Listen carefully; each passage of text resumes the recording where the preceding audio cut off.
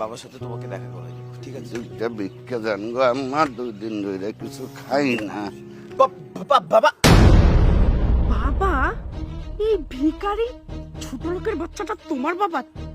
আরে বাবু কি বলতেছো? এগুলো ছোট লোক ভিখারি আমার বাবা তো, তাই না? তাই তো বলছি। আসলে দোষটা তো তোমার বাবার না, দোষটা হচ্ছে তোমার।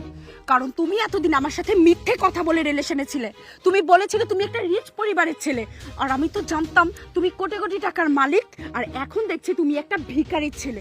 আমার ভাবতেও অবাক লাগছে যে তোমার মতো একটা নিচু পরিবারের ছেলের সঙ্গে কিনা আমি ছি। আগে যদি জানতাম তুই একটা ভিখারির ছেলে, তাহলে জীবনে আমি তোর দিকে ঘুরেও তাকাতাম না, ডাস্টবিনের দিকে তাকাতাম। ছি! তুমি কি বলতেছো এগুলো?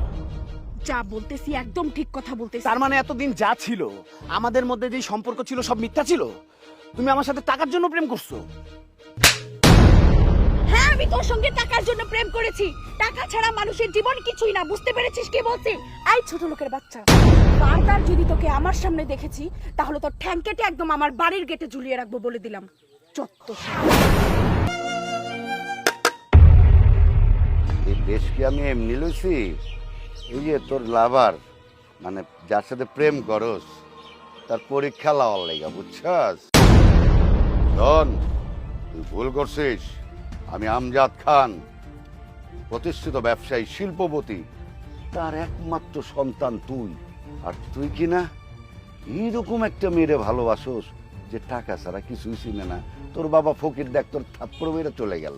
আগে বুঝতে পারিনি বাবা, ও যে এত বড় একটা লোভী মেয়ে, আমি আগে বুঝতে পারিনি।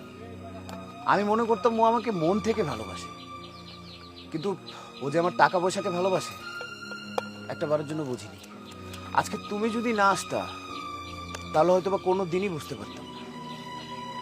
কিন্তু তার আগে তুমি বলো, তুমি এরকম ফকির বেশে কেন, আর হুট করে কোত্থেকে আসলে? এই তো, এইটা তো বুঝবি না। তোর চোখে আঙুল দিয়ে দেখাইতেছি, এই মাইয়াটা হচ্ছে টাকার লোভী। আসলে শোন, ছেলেমেয়েরা ভুল করতেই পারে, ভুল করে, এটা শুধরায় দেওয়ার জন্য আজকে এই বেশ নিয়ে তোর সামনে এসেছি। আর এইটাই পরীক্ষা করতে, দেখ ওই মেয়েটা কত খারাপ। আচ্ছা ঠিক আছে, এখন বাসা চলো। চলো। চল।